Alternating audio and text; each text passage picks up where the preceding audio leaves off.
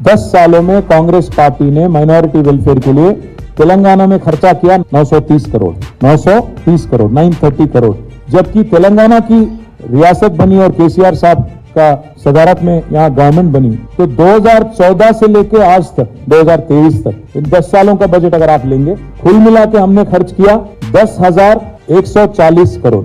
कहां 900 करोड़ 930 करोड़, कहां 10,140 करोड़। कांग्रेस पार्टी का जो सोच है आज बीजेपी का आइडियोलॉजी से मिलता है। ये जो डिक्लेरेशन बनाए, लगता है कि ये कांग्रेस ऑफिस में नहीं बीजेपी के दफ्तर में बन के निकली बात। This video is sponsored by Mahalakshmi Jewellers, Manu Multi Speciality Hospital, KBN University, Shine Group of Institutions, Al Hidayah Hajj and Umrah Services, Surat Khazana।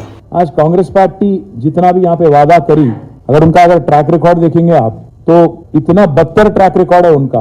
2004 से लेके 2014 तक कांग्रेस पार्टी यहाँ पे सत्ता में थी, यूनाइटेड आंध्र प्रदेश में, मुत्तहिदा आंध्र प्रदेश में। इसमें अगर उनका बजट आप देखेंगे, 2004 और 5 में बजट था माइनॉरिटी वेलफेयर का 39 करोड़, जिसमें से 42% तेलंगाना का शेयर है। मतलब आप कम से कम 16-17 करोड़ था 2004-5 में। और आखिरी में 2004-5 से लेके 13-14 तक अगर आप देखेंगे, आखिरी बजट था 509 करोड़ खर्चा किया गया, 509 करोड़ कुल मिला के पूरे मुत्तहिदा आंध्र प्रदेश में 23 जिलाओं के लिए, 23 अजलाओं के लिए। अगर इसमें से अगर 42% आप लेंगे तो आप 200 करोड़ के आसपास भी नहीं है।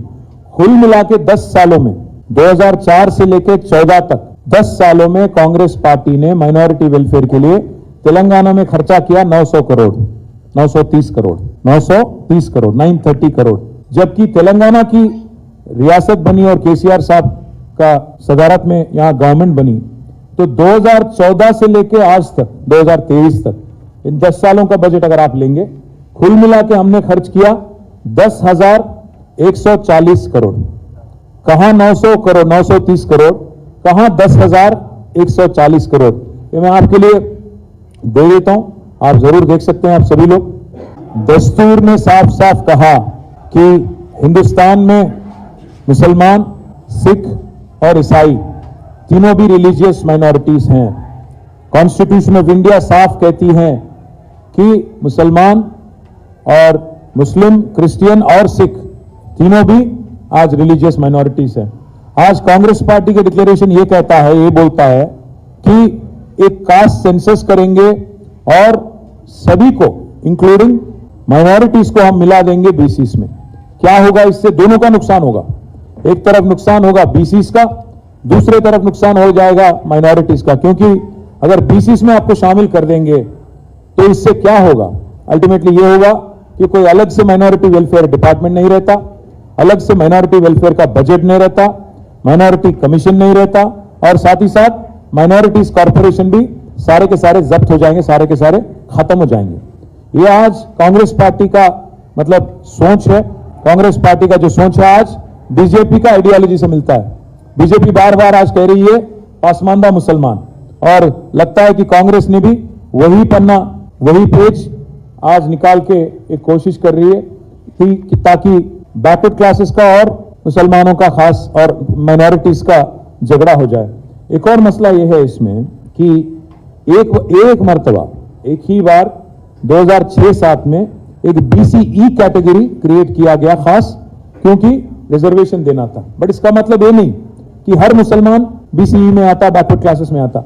ये नासमझी जो है कांग्रेस पार्टी की, ये जो मुझे नासमझी भी नहीं है, तो मुझे लग रहा है कि कोई साजिश है दोनों के बीच में एक झगड़ा करने का। मैं इसलिए ये बात कह रहा हूं क्योंकि आज का कांग्रेस पार्टी का अध्यक्ष जो पे यहाँ पे है, वो खुद बीजेपी से ताल्लुक रखने वाला आदमी है, आरएसएस आइडियोलॉजी में विश्वास रखने वाला आदमी है। तो इसलिए मैं कह रहा हूं, ये जो डिक्लेरेशन बनाए, लगता है कि ये कांग्रेस ऑफिस में नहीं बीजेपी के दफ्तर में बन के निकली बात। एक बात यह है कि आज अगर 1 मिनट के लिए समझिए कि कास्ट सेंसस करे आप और मिला दिए आप मुस्लिम्स को, क्रिश्चियंस को और सिख को बीसीस में, क्या होता? कल सारे के सारे बीसी टूट पड़ेंगे और कहने लगेंगे बैकवर्ड क्लासेस लीडर्स और बैकवर्ड क्लासेस की आवाम कि आप हमारा हक छीन रहे हो, आप हमारे लिए जो गारंटीड था रिजर्वेशन, आप उसमें से जबरदस्ती ले रहे हो करके एक रिफ्ट आ जाएगा माइनॉरिटीज और बीसीस के बीच में। लगता है कि कांग्रेस पार्टी दोनों की तरफ सिंसियर नहीं है, ना बीसीस की तरफ सिंसियर है, ना माइनॉरिटीज की तरफ सिंसियर है।